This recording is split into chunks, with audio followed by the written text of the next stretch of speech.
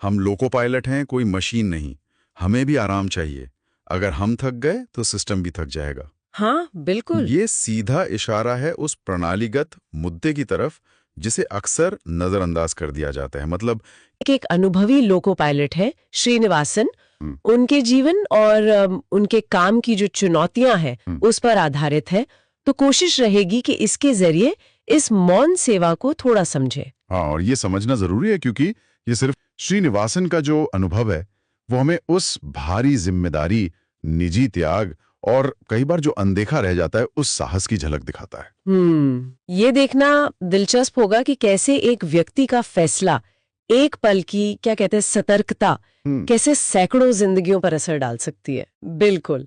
तो चलिए सीधे चलते हैं चेन्नई सेंट्रल स्टेशन की उस रात में। जैसा रात का समय है, ट्रेन जाने को तैयार और श्रीनिवासन इंजन के पास खड़े हैं, पर उनके दिमाग में सिर्फ सिग्नल नहीं घूम रहे हैं। अच्छा, क्या चल रहा है कि उनके कानों में बेटी की आवाज गूंज रही है। अप्पा, इस बार तो बर्थडे साथ मनाओगे ना? यहीं से शुरू करते हैं इस कहानी को और इसके पीछे जो बड़े सवाल हैं उनकी पड़ताल। ये तो शुरुआती काफी भावनात्मक है। हाँ, तो ये श्रीनिवासन दक्षिण रेलवे में, जैसा मैंने कहा, 28 साल का अनुभव। 28 साल, काफी लंबा समय। बहुत लंबा। पता है कि उनका चेहरा एकदम शांत रहता है, शायद हजारों यात्राओं की थकान और अनुभव लिए हुए, पर ऐसी शांति के पीछे एक पिता भी है जो लगातार 3 साल अपनी बेटी का जन्मदिन उसके साथ नहीं मना पाया। ये जो विरोधाभास है, यही शायद इस नौकरी की पहली परत है ना? बिल्कुल। और ये सिर्फ जन्मदिन की बात नहीं है, ये पेशा ही कुछ ऐसा है जहां मतलब निजी जिंदगी और कर्तव्य के बीच एक लगातार कशमकश चलती है। सही। लोको पायलट होना सिर्फ ट्रेन चलाना भर नहीं है, ये तो लगातार बदलते मौसम, वो जटिल सिग्नल सिस्टम, टाइम टेबल का प्रेशर। हाँ, टाइमिंग का प्रेशर तो बहुत होता होगा। और सबसे बढ़कर उन सैकड़ों यात्रियों की सुरक्षा की जिम्मेदारी। एक छोटी सी, बिल्कुल छोटी सी चूक की भी गुंजाइश नहीं होती। लेख में उनकी दिनचर्या का भी जिक्र है। कभी सुबह 3 बजे उठना पड़ रहा है, ओह, अक्सर नींद पूरी किए बिना ही ड्यूटी पर, परिवार से हफ्तों दूर रहना, और वो ऑन टाइम डिपार्चर का जो प्रेशर है। सुनने में शायद आसान लगे, पर असल में ये लगातार एक मानसिक और शारीरिक तनाव वाली स्थिति है। हाँ, और इस तनाव का असर सिर्फ उन पर नहीं पड़ता होगा, यकीनन पूरे परिवार पर पड़ता है। हाँ, पत्नी लक्ष्मी, उनकी चिंता का जिक्र है, उनकी प्रार्थनाओं का जिक्र है। रेलवे परिवारों में शायद ये समझ ज्यादा गहरी होती है कि इंजन की सीट पर जो बैठा है वो हर सफर में एक जोखिम उठा रहा है। ये एक तरह से मतलब नौकरी नहीं, एक जीवन शैली बन जाती है जिसमें अनिश्चितता और चिंता जैसे स्थायी भाव हैं। और इसी जिम्मेदारी और जोखिम का एक जीता जागता उदाहरण है वो बरसाती रात वाली घटना। हाँ, बताइए उसके बारे में। श्रीनिवासन तिरुपति चेन्नई ट्रेन चला रहे थे। मौसम विभाग की तरफ से भारी बारिश की चेतावनी थी। पटरियों पर पानी भरने का खतरा। ओह। आदेश था सावधानी से ट्रेन चलाएं। ठीक है। रात के करीब 2 बजे का वक्त। कांचीगुड़ी सेक्शन में विजिबिलिटी मतलब दृश्यता लगभग 0 हो गई। बारिश इतनी तेज कि वाइपर भी जैसे काम नहीं कर रहे थे। बाप रे, ऐसी हालत में तो। हाँ, और सहायक लोको पायलट की आवाज में भी चिंता थी। वो बोले, सर आगे कुछ साफ नजर नहीं आ रहा। यहीं पर श्रीनिवासन का वो सालों का अनुभव और शायद क्या कहें उनकी अंतरात्मा की आवाज काम आई। हाँ, वो गट फीलिंग जिसे कहते हैं। बिल्कुल। उन्होंने कहा, जान की कीमत टाइम टेबल से ज्यादा है और इमरजेंसी ब्रेक लगा दिए। ये बहुत बड़ा फैसला था, उस दबाव में ब्रेक लगाना। हाँ, और ये कितना सही साबित हुआ। ट्रेन ठीक उस जगह से सिर्फ 20 मीटर पहले रुकी जहां ट्रैक का एक हिस्सा पानी में बह चुका था। क्या कह रही हैं, सिर्फ 20 मीटर? हाँ, अगर वो कुछ सेकंड भी इंतजार करते या सिर्फ नियम देखते रहते तो नतीजा सोचकर ही डर लगता है। बिल्कुल। ये घटना दिखाती है कि नियम अपनी जगह हैं, प्रक्रियाएं अपनी जगह हैं, लेकिन जमीनी हकीकत को समझना और तुरंत फैसला लेने की क्षमता वो कितनी जरूरी है। सोचकर ही रोंगटे खड़े हो जाते हैं। सैकड़ों जाने बच गई उस रात। अगले दिन मुख्यालय से तारीफ भी मिली, अखबार में भी शायद एक छोटी सी खबर छपी होगी। हाँ, अक्सर ऐसा ही होता है। लेकिन श्रीनिवासन के लिए ये सिर्फ एक घटना नहीं थी, है कि वो इसे अपनी वाहवाही का जरिया नहीं मानते थे। अच्छा। उनके लिए ये इस बात का सबूत था कि सिस्टम में जागरूकता और खासकर लोको पायलटों की ट्रेनिंग में वो जो मानवीय पहलू है उन पर ज्यादा ध्यान देने की जरूरत है। ये बहुत अहम बात कही उन्होंने। उनका वो कथन जो बहुत मायने रखता है, हम लोको पायलट हैं, कोई मशीन नहीं, हमें भी आराम चाहिए। अगर हम थक गए तो सिस्टम भी थक जाएगा। हाँ बिल्कुल। ये सीधा इशारा है उस प्रणालीगत मुद्दे की तरफ जिसे अक्सर नजरअंदाज कर दिया जाता है। मतलब क्या रेलवे के पास ये थकान प्रबंधन यानी फटीग मैनेजमेंट, इसकी सही नीतियां हैं? क्या वो प्रभावी हैं? ये सवाल तो उठता है। और क्या ट्रेनिंग सिर्फ तकनीकी चीजों तक सीमित है, या उसमें ये तनावपूर्ण स्थितियों में फैसले लेना या मानवीय भूल को कैसे कम करें, ये मनोवैज्ञानिक पहलू भी शामिल हैं? श्रीनिवासन की बात इन सवालों को खड़ा करती है। ये बहुत जरूरी सवाल है, क्योंकि हीरोइज्म तो ठीक है, पर सिस्टम ऐसा होना चाहिए कि इसकी जरूरत कम से कम पड़े। सही कहा। खैर, इस घटना के बाद भी श्रीनिवासन की जिंदगी की चुनौतियां रुकी नहीं। परिवार के साथ जो सीमित समय मिलता है उसका जिक्र है। महीने में मुश्किल से 2-3 दिन घर पर। बस। हाँ, उनकी बेटी दिया अब 10 साल की हो गई थी उस समय। एक काफी भावुक पल का भी जिक्र है जब उनकी पत्नी लक्ष्मी ने पूछा, कब तक चलेगा ये सब?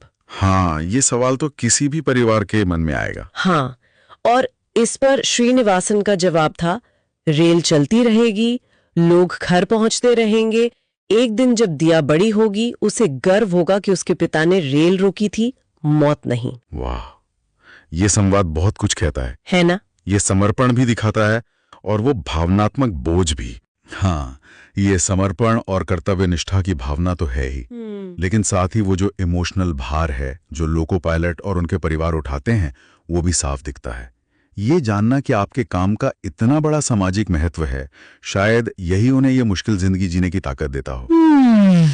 और लक्ष्मी का चुप रह जाना या समझ जाना, ये भी दिखाता है कि परिवार भी इस मौन सेवा का एक हिस्सा बन जाता है, अपनी चिंताओं और बलिदानों के साथ। सही कहा। और श्रीनिवासन की सतर्कता सिर्फ उस बरसाती रात तक ही नहीं थी। 2022 की गर्मियों में एक और घटना हुई। अच्छा, एक और? हाँ, वो मदुराई चेन्नई एक्सप्रेस चला रहे थे। रास्ते में एक सिग्नल अचानक कुछ ही सेकंड में पीले से हरा हो गया। अच्छा। अब आमतौर पे तो इसका मतलब है आगे बढ़ो। हाँ, ग्रीन मतलब गो। पर यहाँ फिर श्रीनिवासन का वो 28 साल का अनुभव काम आया। उन्हें कुछ ठीक नहीं लगा। मतलब सिग्नल का इतनी जल्दी बदलना उन्हें खटका। इंट्यूशन। हाँ, उन्होंने तुरंत ट्रेन की रफ्तार धीमी कर दी और जैसे ही ट्रेन एक मोड़ पर पहुंची, उन्होंने देखा कि उसी ट्रैक पर सामने एक मालगाड़ी खड़ी थी। अरे बाप रे! उसी ट्रैक पर। हाँ। कोई तकनीकी खराबी थी जिसके कारण 2 ट्रेनें एक ही पटरी पर आ गई थीं। उन्होंने फौरन इमरजेंसी ब्रेक लगाए और ट्रेन मालगाड़ी से बस कुछ ही मीटर पहले रुक गई। ये तो कमाल की सतर्कता है। मतलब यहाँ तकनीक ने धोखा दिया, पर इंसान के अनुभव और उसकी वो जो गट फीलिंग है, हाँ, उसने एक बहुत बड़ी दुर्घटना टाल दी। जांच में पता चला कि ये एक गंभीर सिग्नलिंग फेलियर था। ये घटना फिर से उसी बात पर जोर देती है, ऑटोमेशन और तकनीक ठीक है, अपनी जगह है, लेकिन मानवीय निरीक्षण, अनुभव और एक संदेह करने की क्षमता, वो सुरक्षा की आखिरी दीवार हो सकती है। बिल्कुल। ये एक और उदाहरण है कि लोको पायलट सिर्फ निर्देशों का पालन नहीं करता, उसे लगातार स्थिति का आकलन करना होता है। सही। इस घटना के बाद श्रीनिवासन को पेरम्बूर मुख्यालय में सुरक्षा सेवा पदक से सम्मानित किया गया। अच्छा, सम्मान मिला? हाँ, और इस बार उनकी बेटी दिया भी वहां मौजूद थी और उसका वो कहना, अप्पा यू आर माय हीरो, ये शायद श्रीनिवासन के लिए सबसे बड़ा इनाम रहा होगा। यकीनन बेटे की नजर में हीरो बनना। बिल्कुल। और मंच से श्रीनिवासन ने जो कहा वो भी बहुत गहरा था। उन्होंने कहा, हम रेल चलाते हैं, पर असली इंजन वो विश्वास है जो यात्री हम पर रखते हैं। एक पायलट की थकान या गलती सिर्फ सिस्टम नहीं, समाज को विफल कर सकती है। ये शब्द सीधे दिल में उतरते हैं। बहुत बड़ी बात कही उन्होंने। अपनी जिम्मेदारी को सिर्फ नौकरी नहीं, बल्कि एक सामाजिक अनुबंध, एक सोशल कॉन्ट्रैक्ट की तरह देखा। हाँ, और यही सोच उन्हें शायद खास बनाती है। रिटायरमेंट के करीब होने के बावजूद उनकी आंखों में वही चमक है। वो पटरियों में सिर्फ लोहा और कंक्रीट नहीं देखते, बल्कि जिम्मेदारी, परिवार, समाज, कर्तव्य, ये सब देखते हैं।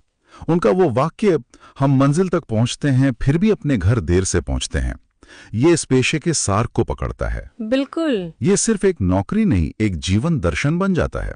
उनकी कहानी वाकई नए पायलटों के लिए प्रेरणा है, लेकिन साथ ही मैं कहूंगा सिस्टम के लिए एक आईना भी है। सही कहा है श्रीनिवासन कोई अकेले नहीं है। हाँ, ये जरूरी है याद रखना। भारतीय रेलवे में ऐसे हजारों गुमनाम नायक हैं जो रोज इसी तरह की चुनौतियों का सामना करते हैं, बिना किसी शिकायत के, बिना सुर्खियों में आए।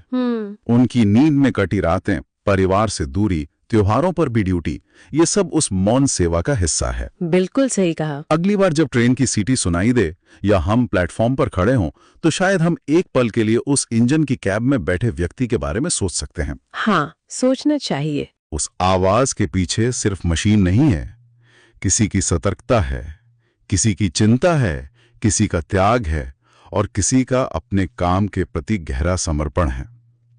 वो लोहे के पहिए देश की रफ्तार तय करते हैं, लेकिन उन्हें दिशा देने वाला एक इंसान का दिल और दिमाग होता है। बहुत खूब कहा। तो श्रीनिवासन की कहानी के माध्यम से हमने लोको पायलटों के जीवन की जो जटिलताएं हैं, उनकी असाधारण जिम्मेदारियां हैं और वो निर्णायक पल, उनको समझने की कोशिश की जब उनकी एक सूझबूझ जिंदगियां बचा लेती है।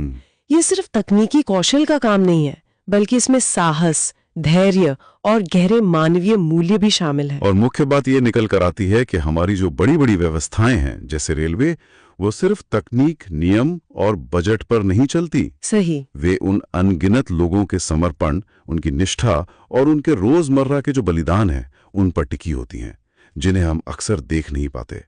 श्रीनिवासन जैसे लोगों की कहानी हमें उन मानवीय स्तंभों की याद दिलाती है। बिल्कुल। और अब श्रोताओं के लिए एक आखिरी विचार छोड़ जाते हैं। अगली बार जब कोई ट्रेन गुजरती दिखे या उसमें सफर करने का मौका मिले, तो क्या हम एक पल रुककर उस इंजन में बैठे इंसान के बारे में सोचेंगे?